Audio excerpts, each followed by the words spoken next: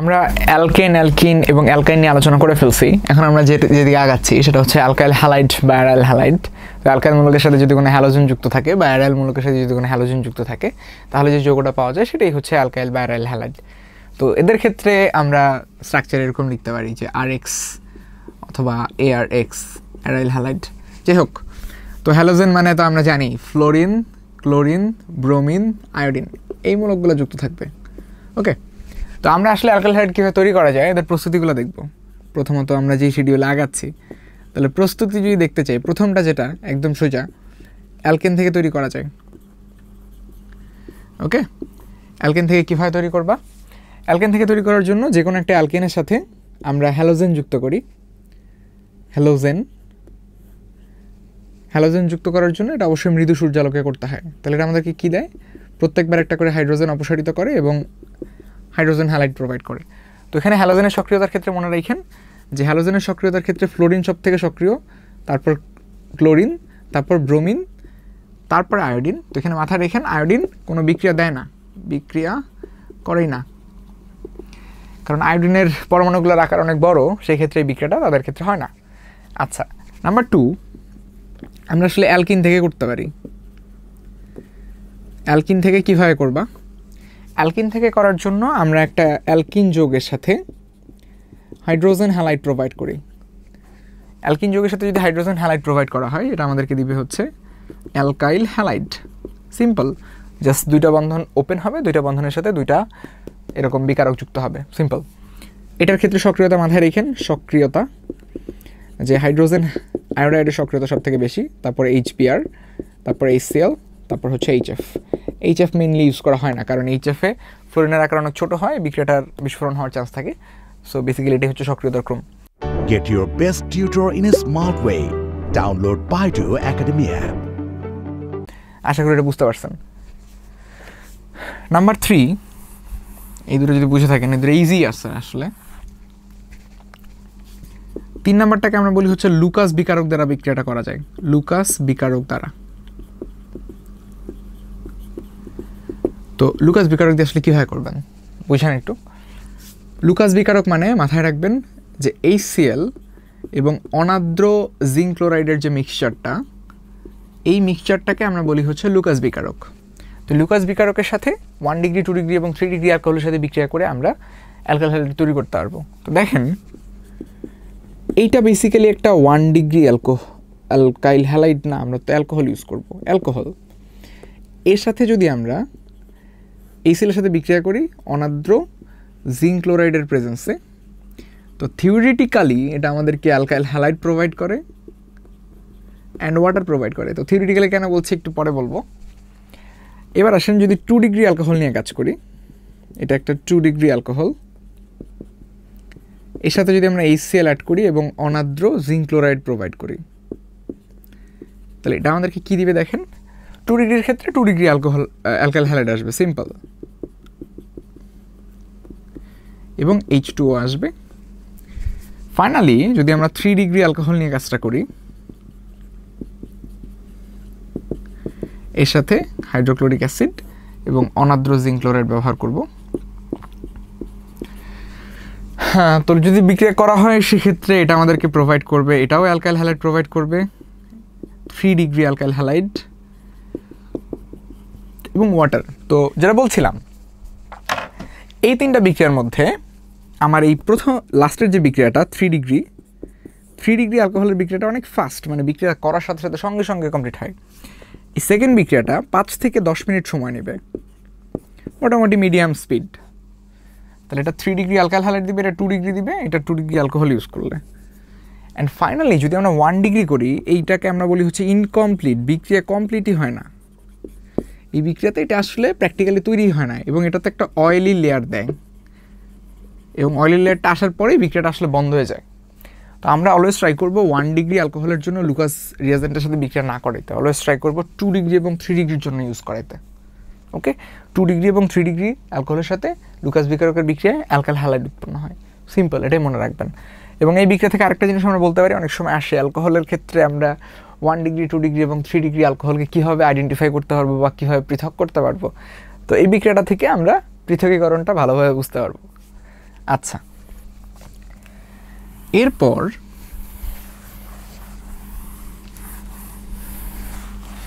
আরেকটা ওয়ে আছে, এটাকে আমরা আজ 4 নাম্বার বলতেছি।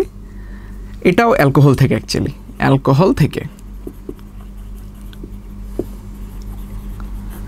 কি করতে হয়, আমরা যদি কোনো একটা অ্যালকোহলের সাথে ইন্ডিভিজুয়ালি 3টা বিক্রিয়া করি, যেমন হতে পারে PCl3, PCl5 ফসফরাস পেন্টাক্লোরাইড অথবা থায়োনিল ক্লোরাইড, এই 3টা বিক্রিয়াতে ইন্ডিভিজুয়ালি আমি 3টা প্রোডাক্ট পাবো, 3টাই অ্যালকাইল হ্যালাইড পাবো, 1, 2 and 3।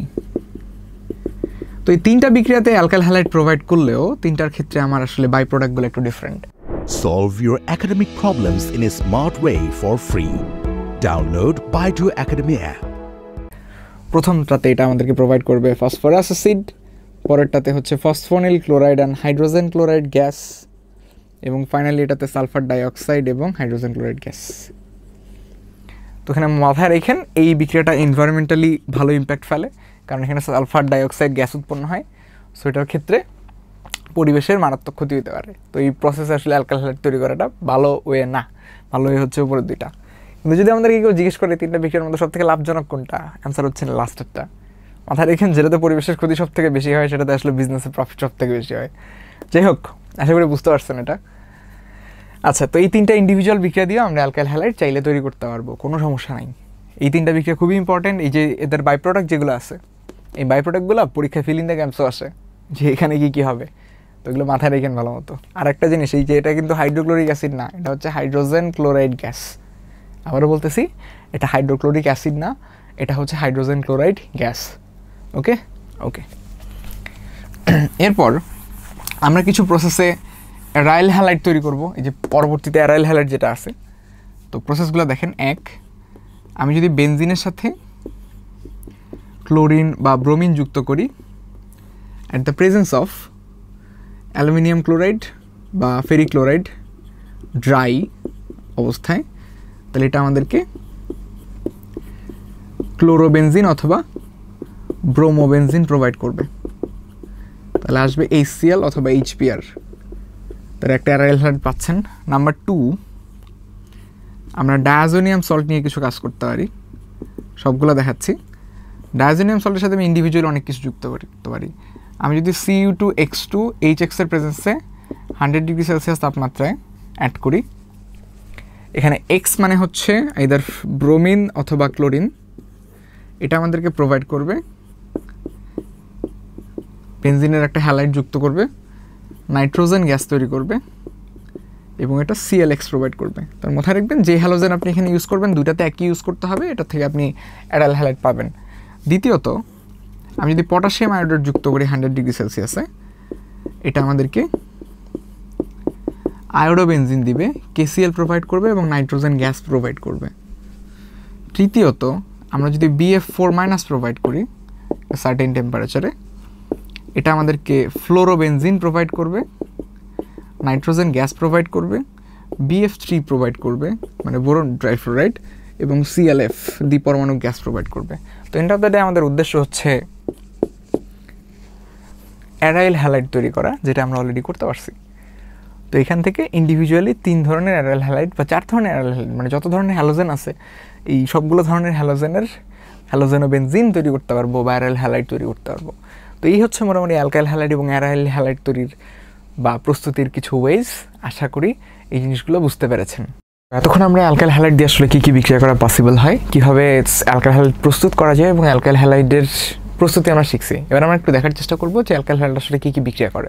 ওকে, তো অ্যালকাইল হ্যালাইডের সব থেকে ইম্পর্টেন্ট একটা বিক্রিয়া যেটা, সেটাকে আমরা বলি হচ্ছে নিউক্লিওফিলিক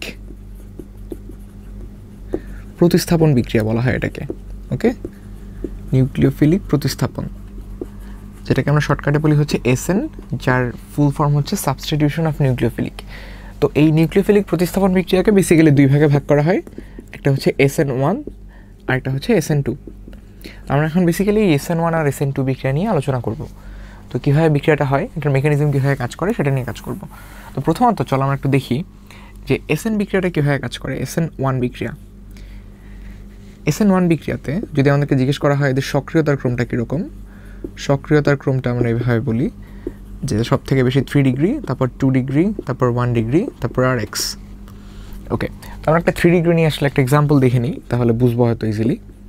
তাহলে এটা যদি একটা 3 ডিগ্রি অ্যালকাইল হ্যালাইড হয়, এর সাথে যদি আমরা সোডিয়াম হাইড্রোক্সাইডের বিক্রিয়া করি, সোডিয়াম হাইড্রোক্সাইডের অবশ্যই জলীয় দ্রবণ, তাহলে রেজাল্ট হিসেবে পাওয়া যায় একটা অ্যালকোহল 3 ডিগ্রি অ্যান্ড তার সাথে একটা সোডিয়াম ক্লোরাইড লবণ। এখন প্রশ্ন হচ্ছে বিক্রিয়াটা কীভাবে সম্পন্ন হয়েছে এটা দেখাটা হচ্ছে মেইন কাজ। তো এটার স্টেপ 1টা হচ্ছে অনেকটা এরকম। Get your best tutor in a smart way. Download Baidu Academy app. আমরা বলতে পারি এরকম যে একটা 3 ডিগ্রি অ্যালকাইল হ্যালাইড যদি নেওয়া হয়, এই 3 ডিগ্রি অ্যালকাইল হ্যালাইডটাতে যে অ্যালকাইল মূলকগুলো আছে এদের একটা ইন্ডাকশন ইফেক্ট কাজ করে। কি কাজ করে? ইন্ডাকশন ইফেক্ট, বা বাংলায় আমরা বলবো তড়িৎ ধনাত্মক আবেশধর্মিতা। সো এদের ইলেকট্রনগুলো কন্টিনিউয়াসলি কার্বন বরাবর থ্রো করা হয় এবং ফাইনালি কার্বনের কাছে যে ইলেকট্রনগুলো আসে সেটা ক্লোরিনের কাছে থ্রো করা হয়। সো ওভারঅল আমি একটা কার্বোকেটায়ন পাবো এবং এই ক্লোরিনটা সবগুলো ইলেকট্রন নিয়ে ক্লোরিন আয়ন হিসেবে আলাদা হয়ে যাবে। সো একটু ভালো করে লিখে দিই, ক্লোরিন আয়ন হিসেবে আলাদা হবে। এটা হলো আমার স্টেপ 1। এরপর আসলে স্টেপ 2তে কী হবে?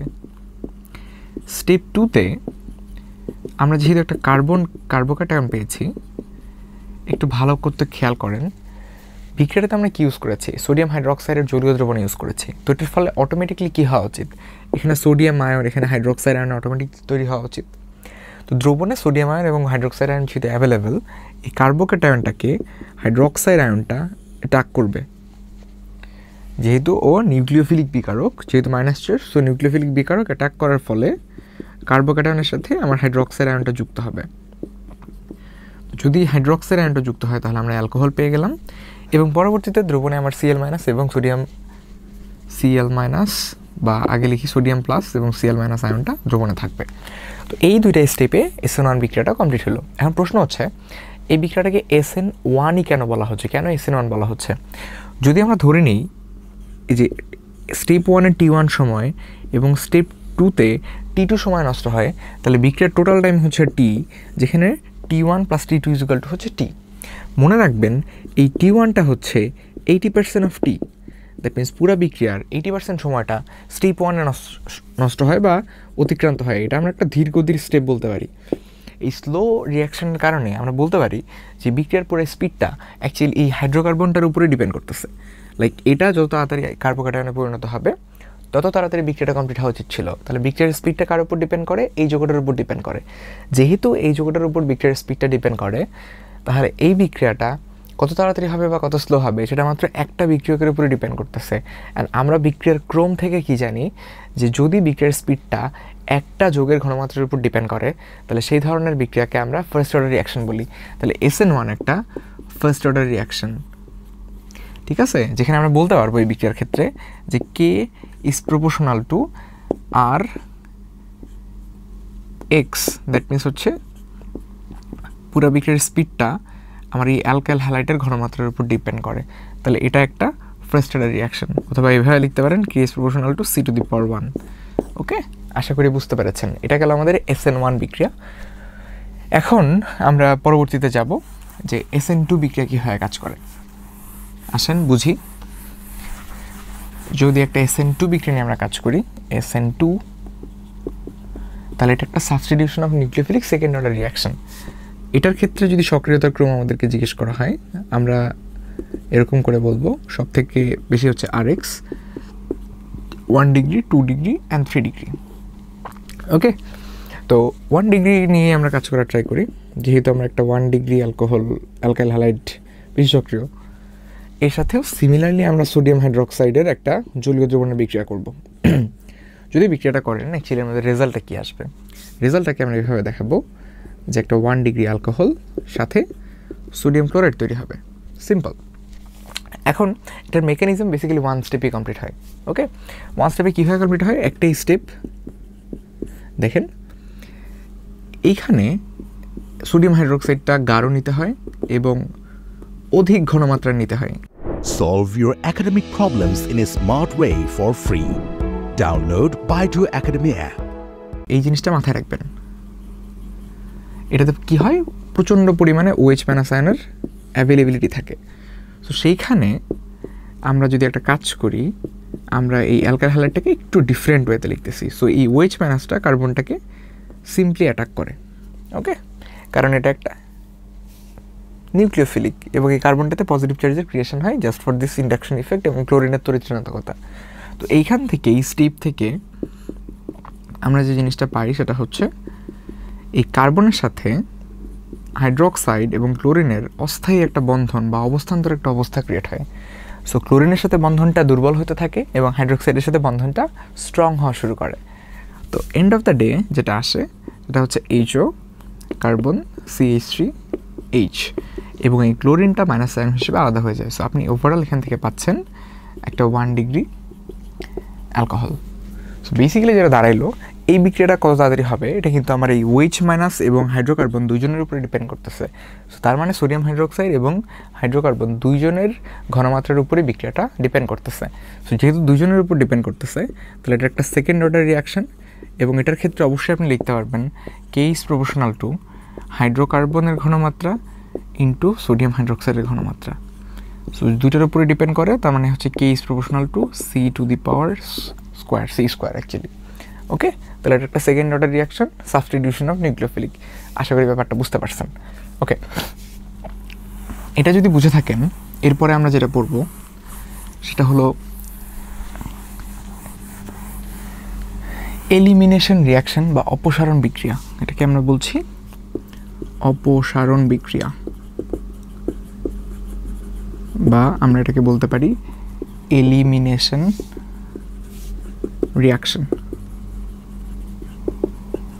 ওকে। আচ্ছা, এটাও দুই ভাগে ভাগ করা হয়, E1 অ্যান্ড E2। তাহলে আমরা একটু E1 রিয়াকশনটা নিয়ে আলোচনা করি। E1টা কীভাবে কাজ করে, এটার জন্য সক্রিয়তার ক্রম হচ্ছে আমার এরকম 3 ডিগ্রি 2 ডিগ্রি 1 ডিগ্রি তারপর RX। সো বেসিক্যালি একটা 3 ডিগ্রি অ্যালকাইল হ্যালাইড নিয়ে তার সাথে যদি আমরা সোডিয়াম হাইড্রোক্সাইডের, আগেরটাতে কি ইউজ করছিলাম, জলীয় দ্রবণ ইউজ করছিলাম। এবার জাস্ট সিমিলারলি জিনিসটা মাথায় রাখো, জলীয় দ্রবণের জায়গায় আমরা অ্যালকোহলিক সলিউশন ইউজ করব। তো যদি অ্যালকোহলিক সলিউশন ইউজ করি আমরা, সেক্ষেত্রে এটা আমাদেরকে অ্যালকিন প্রোভাইড করে এবং sodium hydroxide and water produce করে। তো বিক্রিয়াটা আসলে কীভাবে কমপ্লিট হয় এটা একটু বোঝার ট্রাই করি আমরা। তো স্টেপ 1টা অনেকটা এরকম। স্টেপ 1, যেহেতু আমার এখানে ইন্ডাকশন ইফেক্ট কাজ করে, যেহেতু অ্যালকাইল মূলক আছে, সো এইটা নেগেটিভলি চার্জড হয়। সো এখানে আমার কাছে কার্বোকেটায়ন তৈরি হয় এবং ক্লোরিন মাইনাসটা আলাদা হয়। এটা গেল আমার স্টেপ 1। স্টেপ 2তে কি হয়, স্টেপ 2তে যেটা হয়, আমি এটাকে একটু ভেঙে লিখছি। তাহলে আমার কাছে একটা কার্বোক্যাটায়ন আছে। তো এইখানে যেহেতু আমি সোডিয়াম হাইড্রোক্সাইডের অ্যালকোহলিক সলিউশন ইউজ করছি, এর মানে কি, এর মানে হচ্ছে সোডিয়াম হাইড্রোক্সাইড প্লাস যে কোনো একটা অ্যালকোহল। তো এখান থেকে যেটা হবে, এই দুইটা মিক্সড আপ হয়ে বেসিক্যালি আমাকে একটা ইথানয়েড আয়ন প্রোভাইড করবে আর একটা সোডিয়াম প্লাস আয়ন প্রোভাইড করবে। এই ইথানয়েড আয়নটাকে বলা হয় ইটিও মাইনাস। এই ইটিও মাইনাসটা এসে যে কাজটা করবে, এখান থেকে হাইড্রোজেনটাকে সন্নিবেশ সমযোজী বন্ধনে আবদ্ধ করে এটাকে নিয়ে যাবে। সো আমার এই যে মাইনাস চার্জটা আছে, এটা এই পজিটিভ চার্জের দিকে আসতে চাইবে। সো ওভারঅল এখানে কি তৈরি হবে, এখানে দ্বিবন্ধন তৈরি হবে। সো আমি পাবো CH2 ডাবল বন্ড CH3 এবং ইটিও মাইনাসটা থেকে ইটিও হয়ে যাবে, তার মানে কোনো মাইনাস চার্জ থাকবে না। সো এটা একটা অ্যালকোহলে কনভার্টেড হবে। Get your best tutor in a smart way. Download Baidu Academy app. So এই যে দুই স্টেপে ঘটলো, এখানে পুরো বিক্রিয়ার স্পিডটা এই যোগের উপর ডিপেন্ড করে, তাই এটা একটা first order reaction and that's why এটা হচ্ছে একটা ফার্স্ট অর্ডার এলিমিনেশন রিয়াকশন, যেখানে আমি হাইড্রোজেনটাকে অপসারণ করাইছি। বুঝে গেছে ব্যাপারটা? তো এটা যদি বুঝে থাকেন, এটার পরে আমরা আসলে E2 বিক্রিয়া বোঝার ট্রাই করব। আসেন বুঝি।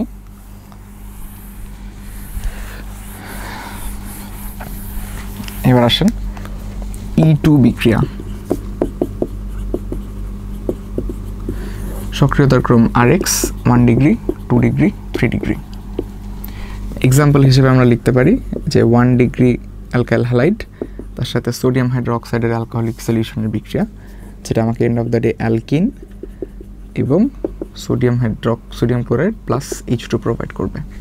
ওকে, তো এটাই যদি আমাদের বেস হয়, এটার বেসের উপর চিন্তা করে আমরা এটাকে একটা স্টেপেই কমপ্লিট করব। স্টেপ 1 রিয়াকশন একটা।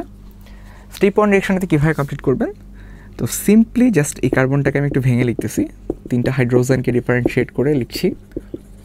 তো ন্যাচারালি যেটা হওয়ার কথা, এইটা আয়নিত হওয়ার কথা, বাট এই ক্ষেত্রে এত ইজিলি আয়নিত হবে না। তো না হলে যেটা হবে, এটাকে হচ্ছে ইটিও ডিফারেন্সিয়েট করে আলাদা করে ফেলবে। সো ন্যাচারালি এইটা হচ্ছে এই কার্বন বরাবর আসতে চাইবে এবং এখানে একটা ঋণাত্মক আধান তৈরি হবে। সো যেটা হবে সেটা হচ্ছে ওভারঅল আমার কাছে অ্যালকিন এবং ক্লোরিন -আয়ন পাবো এবং ইটিও পাবো। তো এইটা একবারেই হচ্ছে এবং এখানে কিন্তু শুরুর মতো করে ওই ইন্ডাকশন ইফেক্টের হেভি ইফেক্টটা নাই। সো এখানে কার্বোক্যাটায়ন তৈরি হয় না। মনে রাখবেন, E1 বিক্রিয়ায় কার্বোক্যাটায়ন তৈরি হয়, E2 বিক্রিয়াতে কোনো কার্বোক্যাটায়ন তৈরি হয় না। এটাই হচ্ছে ডিফারেন্স এবং পুরো বিক্রিয়াটা এক স্টেপে হয়। এটাই হচ্ছে আমার E2 রিয়াকশন অ্যান্ড একটা ডেফিনেটলি সেকেন্ড অর্ডার রিয়াকশন। ওকে, আশা করি E1 এবং E2 বিক্রিয়া বুঝতে পারছেন। এই বিক্রিয়াগুলো পরীক্ষা যদি মেকানিজম আসে জাস্ট ডিরেক্টলি লিখে ফেলবেন, কঠিন কোনো কাজ নেই এখানে। আচ্ছা, এগুলো যদি বুঝে থাকেন, পরবর্তীতে আমরা আসি যে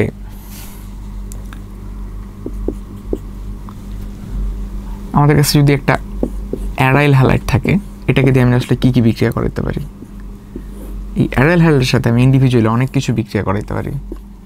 যেমন আমি প্রথমত এর সাথে হ্যালোজেন অ্যাড করতে পারি, অ্যালুমিনিয়াম ক্লোরাইড বা ফেরিক ক্লোরাইডের প্রেজেন্সে। যদি করান আমি ক্লোরিনা দিয়ে হ্যালোজেনে দিই, তাহলে আমার একটা হ্যালোবেনজিনের একটা অর্থ তৈরি হবে আর একটা প্যারাতে যাবে, কারণ আমরা জানি হ্যালোজেন একটা অর্থপ্যারা নির্দেশক বেনজিনের মাথায় যদি থাকে। আমরা যদি এখানে গাঢ় সালফিউরিক অ্যাসিডের প্রেজেন্সে গাঢ় নাইট্রিক অ্যাসিড ইউজ করি, তাহলে একটা অর্থতে যাবে নাইট্রো, আরেকটা যাবে হচ্ছে সিম্পলি প্যারা অবস্থানে যাবে। ওকে, এরপর যদি আমরা এটার সাথে শুধুমাত্র গাঢ় সালফিউরিক অ্যাসিড ইউজ করি, সেক্ষেত্রে একটা অর্থোসালফোনিক তৈরি হবে আর একটা প্যারাসালফোনিক তৈরি হবে। সিমিলারলি এর সাথে যদি আমি অ্যালকাইল হ্যালাইড ইউজ করি at the presence of AlCl3 dry, এটাও ড্রাই অ্যাকচুয়ালি, সেক্ষেত্রে আমার একটা মিথাইলমূলক অর্থ অবস্থানে বসবে আর একটা মিথাইলমূলক প্যারা অবস্থানে বসবে। সো এরকমভাবে আমি যদি অর্থ প্যারা নির্দেশক হিসেবে চিনি এদেরকে, অ্যাকচুয়ালি অনেকগুলো বিক্রিয়া করাতে পারবো, এর কোনো নেভার এন্ডিং রিয়াকশনস। ওকে, আশা করি এটা বুঝতে পারছেন। এরপরে আসেন আমরা আলোচনা করতে পারি ক্লোরোফর্ম কীভাবে তৈরি করবেন। ক্লোরোফর্ম প্রস্তুতি নিয়ে, ক্লোরোফর্ম প্রস্তুতির জন্য আমরা এটাকে বলবো ব্লিচিং পাউডার থেকে তৈরি করব আমরা, ফ্রম ব্লিচিং পাউডার। তো ব্লিচিং পাউডারের সংকেতটা কি আমরা বিভিন্নজন বিভিন্নভাবে মনে রাখি, তো আপনার যেটা ভালো লাগে আপনি সেটা মনে করবেন। এটা হচ্ছে আমার ব্লিচিং পাউডার। এর সাথে বেসিক্যালি আমরা পানি যোজন করবো আর কি। পানি যোজন করলে যেটা পাওয়া যায় সেটা হচ্ছে নর্মালি ক্যালসিয়াম হাইড্রোক্সাইড আর ক্লোরিন গ্যাস। পরবর্তীতে আমরা একটা ইন্ডিভিজুয়াল অ্যালকোহল নিয়ে এসে এর সাথে ক্লোরিন গ্যাসটা অ্যাড করব, ঠিক আছে। তো আমি যদি অ্যালকোহলের সাথে ক্লোরিন গ্যাসটা অ্যাড করি, এটা বেসিক্যালি আমাদেরকে প্রথমত অ্যালডিহাইড দেয়, ওকে, এবং HCl প্রোভাইড করে। এরপর যে অ্যালডিহাইডটা আমরা পাচ্ছি, এই অ্যালডিহাইডের সাথে যদি আমরা আবার ক্লোরিন অ্যাড করি, ঠিক আছে, অ্যালডিহাইডের সাথে যদি ক্লোরিনটা আবার অ্যাড করি, এটা আমাদেরকে ক্লোরাল প্রোভাইড করবে। এটার নাম হচ্ছে, মনে রাখবেন, ক্লোরাল। এই ক্লোরালের সাথে Solve your academic problems in a smart way for free.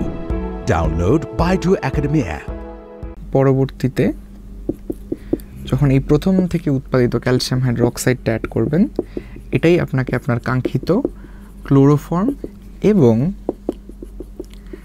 Calcium format provide করবে। তো এটাই হচ্ছে আমার ক্লোরোফর্ম, যেটা আমাদের নিডেড। তো এই ক্লোরোফর্ম প্রস্তুতির বিক্রিয়াটা ডিরেক্ট পরীক্ষায় আসে, যে ব্লিচিং পাউডার থেকে কীভাবে ক্লোরোফর্ম তৈরি করবে, পরীক্ষায় আসলে ডিরেক্ট লিখে ফেলবেন। আশা করি কোনো সমস্যা নেই এখানে।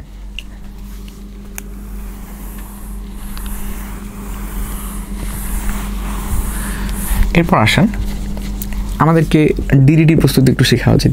ডিডিটি প্রস্তুতি, তো ডেফিনেটলি ডিডিটি প্রস্তুতি করতে চাইলে ডিডিটির ফুল ফর্মটা একটু শিখে নেবেন।